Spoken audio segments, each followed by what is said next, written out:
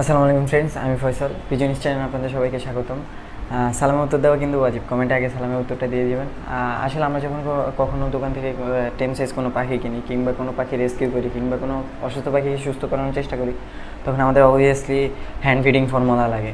এখন যখন আমরা দোকান থেকে কোনো পাখি কিনি তখন আমরা পাখির দোকানদারকে বলি যে কি একটা হ্যান্ড ফিডিং ফর্মুলা দিতে, তখন তারা আপনাকে চিপ কোয়ালিটির একটা হ্যান্ড ফিড ধরিয়ে দেয়। কারণ সেগুলো খাওয়ালে হয় কি হয়, পাখির পেটে গ্যাস হয় কিংবা পাখি অসুস্থতায় ভুগে বা অনেক সময় পাখি মারাও যায়, যেমন আমার সাথে ঘটেছিল। আর এমন না যে কি বাজারে একদম সব সব খাবারই একদম বাজে।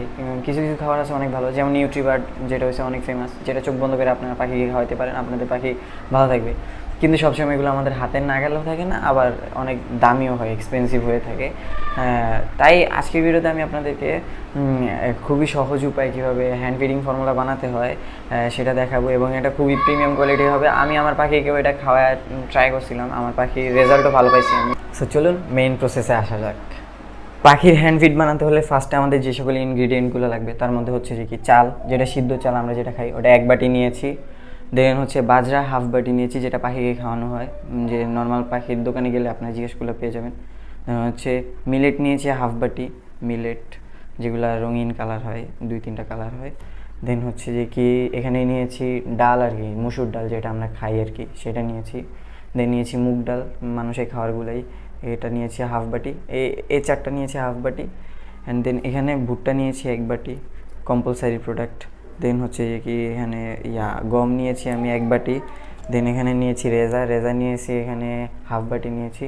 দেন হচ্ছে যে কি ছোলা যেটা আছে, ছোলা ছিলাটা আর কি, চামড়া ছাড়াটা দিলে সবচেয়ে বেস্ট হয়, সেটা নিয়েছি 1 বাটি। অ্যান্ড দেন কিছু নাটস নিয়েছি, এখানে নাটস বলতে চীনা বাদাম নিয়েছি, আপনারা চাইলে যে কোনো বাদাম ইউজ করতে পারবেন। বাদাম থাকলে ফ্যাটের যে ঘাটতিটা থাকে ওটা পাখির পূরণ হয়। এখন ফার্স্টে আমি একটা বক্স নিব এরকম সাইজের। এই বক্সটার মধ্যে একে একে যে সকল ইনগ্রিডিয়েন্ট আমি আপনাদের দেখাইছি সেগুলো ঢালবো। চাল এখানে আছে 1 বাটি। দেন হচ্ছে যেটা ছিলা, যেটা হচ্ছে ছোলা ছিলা যেটা, সেটা দিলাম। ছিলা ভুট্টা দিলাম, ছিলা ভুট্টা না মানে নর্মাল ভুট্টা যেটা আছে। গম দিলাম। দেন ডাল দিলাম, মুসুর ডাল যেটা। দেন বাজরা। দেন মিলেটস। দেন মুগ ডাল। দেন এটা হচ্ছে যে কি রেজা। অ্যান্ড লাস্টে নাটস সেটাই দিয়ে দিলাম। দেন এগুলোকে ভালোভাবে মিক্স করে নেব আগে।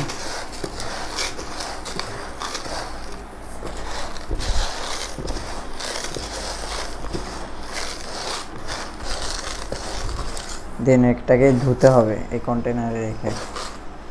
মিক্সটাকে মিক্স করার পর আমি এখন এটাকে ধুয়ে নিব। ধুয়ে নেওয়ার বেলা আপনারা যেভাবে নর্মালি আমরা চাল ধুয়ে থাকি খাওয়ার জন্য সেভাবেই ধুবেন, আর কষলে কষলে ভালো করে ধুবেন যাতে সম্পূর্ণ ময়লাটা চলে যায়। ভিডিওতে হয়তো দেখতে পারতেছেন এখানে কতটা ময়লা এখানে আছে, পানি সম্পূর্ণ ঘোলা হয়ে গিয়েছে। এখন আমি এখানে ছাঁকনি নিয়েছি, ছাঁকনিতে সম্পূর্ণ সিড মিক্সটাকে ঢেলে নিব যাতে বড় কম্পোনেন্টগুলো যেগুলো থাকবে ময়লা সেগুলো চলে যাবে আর ভালোভাবে ধোয়াটাও হয়ে যাবে। দেখতেই পাচ্ছেন কতটা ময়লা, যেহেতু পাখির খাওয়া সেহেতু এটা সম্পূর্ণ একটা আনহাইজিনিক পরিবেশ থেকে আসছে। আর আমরা যেহেতু এগুলোকে বাচ্চা পাখিকে খাওয়াবো তাই আমাদের পরিষ্কার পরিচ্ছন্নতার ব্যাপারটা 100% রাখতেই হবে। এভাবে ভালোভাবে ধুয়ে নেবেন আমি যেভাবে ভিডিওতে দেখাইছি। না ধুলে কিন্তু আপনাদের পাখি অসুস্থ হয়ে যেতে পারে, আপনাদের পাখির ক্ষতি হবে, অবভিয়াসলি হওয়ার কথা। যেহেতু বাচ্চা পাখি সরাসরি তাদের পেটে যে সকল ময়লা আছে সরাসরি চলে যাবে, তাই তাদের হেলথ কন্ডিশনও খারাপ হতে পারে। আর ততক্ষণ পর্যন্ত ধুতে থাকবেন যতক্ষণ পানিটা সম্পূর্ণ ক্রিস্টাল ক্লিয়ার না হয়। অবভিয়াসলি এই জিনিসটার ব্যাপারে খেয়াল রাখবেন, পানিটা ক্রিস্টাল ক্লিয়ার হওয়া মানে পরিষ্কার হয়ে যাওয়া। পরিষ্কার করার পরে আমি সম্পূর্ণ সিড মিক্সটাকে একটা ছাঁকনির উপর রেখে একটা বোল কিংবা যে কোনো কন্টেনারের উপরে রাখবো, যাতে এক্সট্রা পানি যেটা থাকে সেটা ঝরে যায়। ঝরে যাওয়াতে হবে কি পানির থেকে আর্দ্রতা কমে যাবে এবং শুকাতে আমাদের সুবিধা হবে। দেন আমি একটা ট্রেতে রাখবো, এটা ট্রেতে রেখে আমি হয় সরাসরি ডিরেক্ট রোদে শুকাবো, না হলে চুলার নিচে দিয়ে শুকাবো। আপনারা চেষ্টা করবেন রোদে শুকাতে, রোদে শুকাইলে বেস্ট হয়। আমার যেহেতু বৃষ্টি পড়তেছে ইদানিং, সেহেতু আমি রোদে শুকাইতে পারি না, আমি চুলার নিচে দিয়ে সম্পূর্ণটা শুকিয়ে নিয়েছি।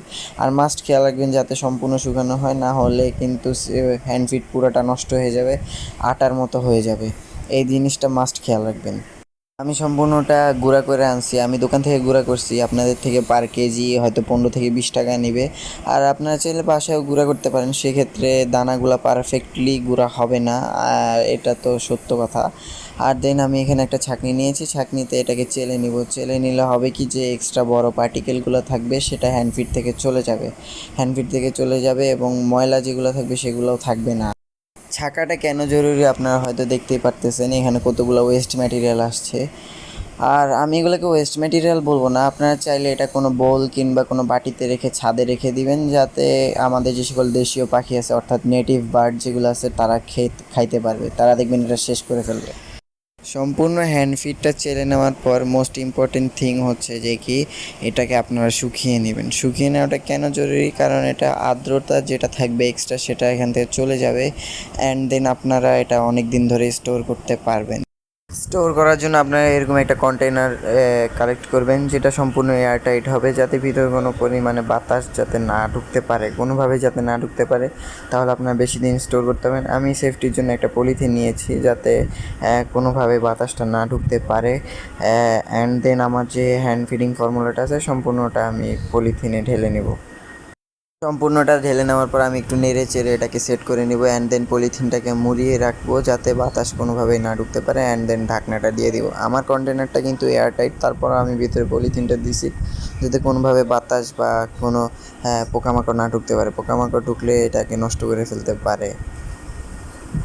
এখন আমাদের হ্যান্ড ফিডিং ফর্মুলা সম্পূর্ণ প্রসেসটা শেষ। এখন ভিডিওটা কেমন লাগছে অবশ্যই কমেন্ট করে জানাবেন, এবং আমরা পরবর্তীতে এমন একটা ভিডিও করব যেখানে একটা অন্যরকম ধর্মীয় একটা হ্যান্ড ফিডিং ফর্মুলা বানাবো, যেটা আপনাদেরকে আসলে কেউ কখনোই দেখাবে না। আসলে ওটা কিন্তু ইউনিক, তার জন্য চ্যানেলটাকে সাবস্ক্রাইব করে ভিডিওতে লাইক দিয়ে পরবর্তী ভিডিওগুলো ফলো করুন। ততক্ষণের জন্য আল্লাহ হাফেজ।